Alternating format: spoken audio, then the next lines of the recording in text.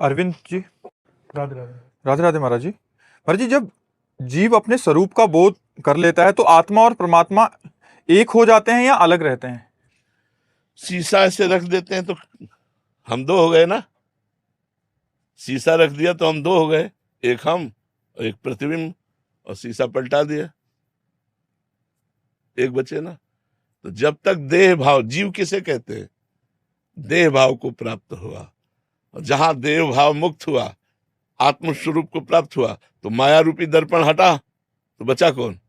एक, उसे आत्मा कहो या परमात्मा कहो या ब्रह्म कहो। इसीलिए वेद कहता है ब्रह्मविद ब्रह्मैव भवति। जो ब्रह्म को जान लेता है वो ब्रह्म स्वरूप हो जाता है, क्योंकि वो ब्रह्म स्वरूप था, वो ब्रह्म स्वरूप है, वो ब्रह्म स्वरूप रहेगा, पर अपने स्वरूप को भूल करके माया के प्रतिबिंब में फंस गया।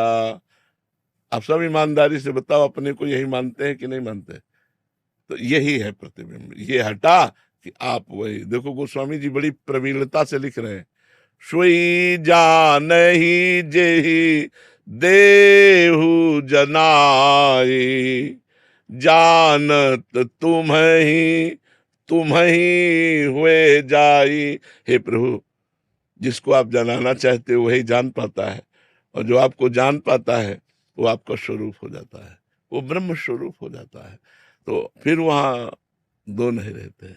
सवाल हल तभी माना जाएगा जब एक रहेगा।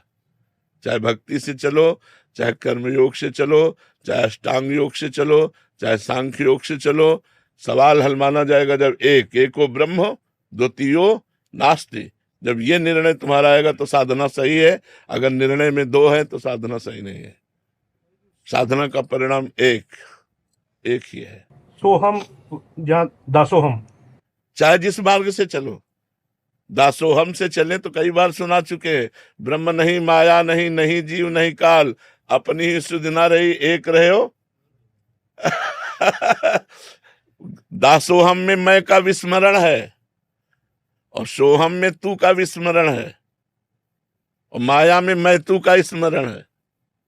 मैं तू, मैं और मोर तोर तय माया, और मैं शुद्ध मैं ब्रह्म, और मैं का विस्मरण शुद्ध केवल तू ही तू।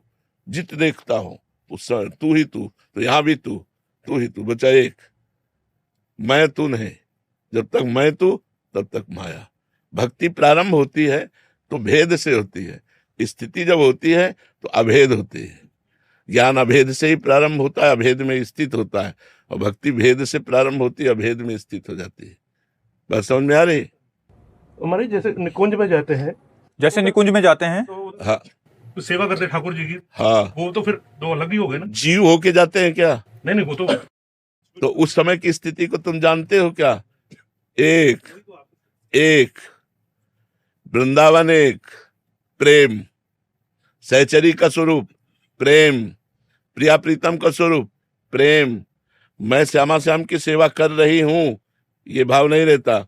सेवा हो रही केवल श्यामा श्याम, मन श्यामा श्याम, बुद्धि श्यामा श्याम, तन श्यामा श्याम, रोम रोम श्यामा श्याम। मैं खो गया, केवल श्यामा श्याम है। तभी तो कहते जब तक स्थिति नहीं तब तक बुद्धि से आकलन नहीं किया जा सकता है। बुद्धि एक सीमित प्राकृतिक है, और प्रभु की लीला चिदानंदमयी है, तो प्राकृतिक बुद्धि चिदानंद का कैसे अनुमान कर सकती है? वो तो जब उसमें प्रवेश पावे तब बात समझ में आएगी ना। अब जैसे थोड़ा भाव देश में प्रवेश पावे तो हमारे इशारे को समझते चले जाएंगे, तो ऐसा लगेगा ऐसा कैसे, मैं सेवा कर रहा हूं और मुझे ये बोध नहीं कि मैं सेवा कर रहा हूं। यंत्रवत सेवा हो रही है। श्याम श्यामा विराजमान हृदय में, श्याम श्यामा बुद्धि में विराजमान, श्याम श्यामा मन में विराजमान, श्याम श्यामा चित्त में विराजमान।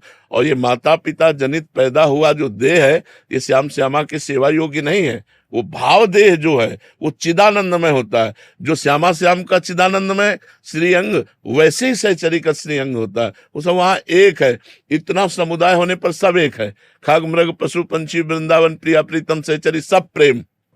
तो उनका ही विस्तार हुआ वो। बस वही प्रेम जो ठाकुर जी के हृदय का प्रेम है, वही किशोरी जू, और किशोरी जू के रोम रोम से सब सहचरियों का प्रादुर्भाव, और ठाकुर जी का प्रेम ही वृंदावन हो गया। सब कुछ प्रेम प्रेम प्रेम, तो एक ही बचा ना प्रेम। वृंदावन प्रेम धाम है, तो यहाँ सब कुछ प्रेम ही प्रेम है, यहाँ दो नहीं है। प्रेम गलियति साकरी तामे दो न समाये, दो का प्रवेश नहीं है। समझ पा रहे आप? श्रीपाद अनंत प्रभु देसाई जी। राधे राधे श्री गणेश। राधे राधे महाराज जी।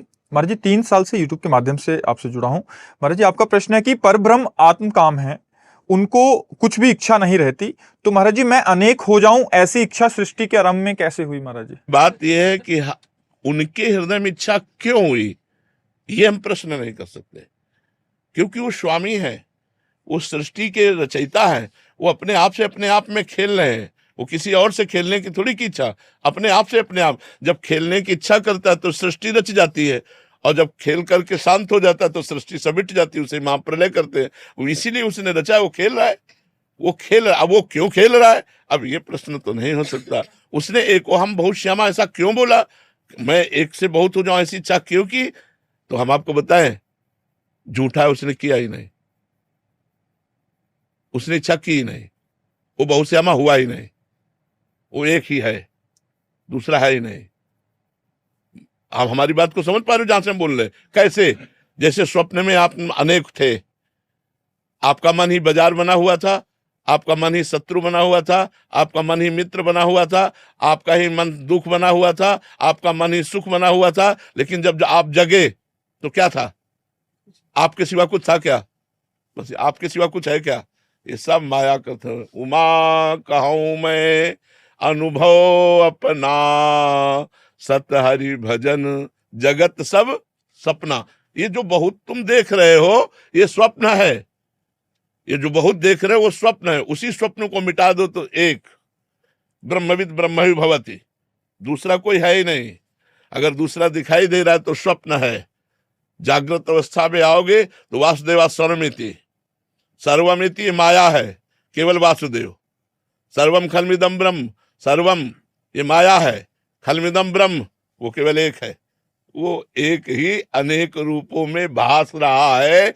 जैसे सूर्य एक है और 1 करोड़ घड़े रखे हैं, तो 1 करोड़ घड़े में 1 करोड़ सूर्य भास रहा है, ना कि सूर्य 1 करोड़ हो गया।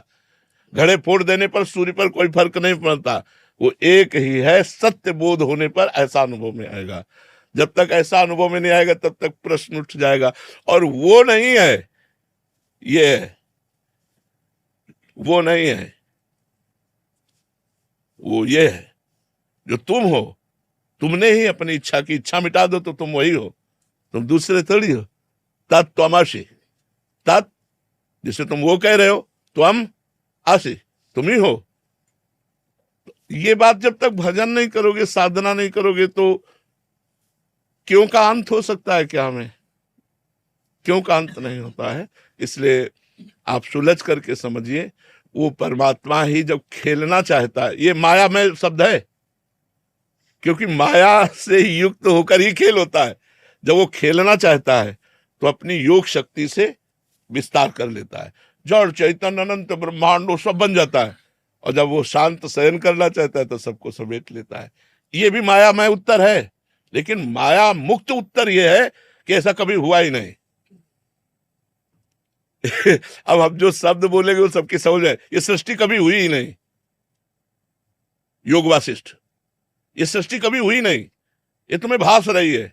क्यों?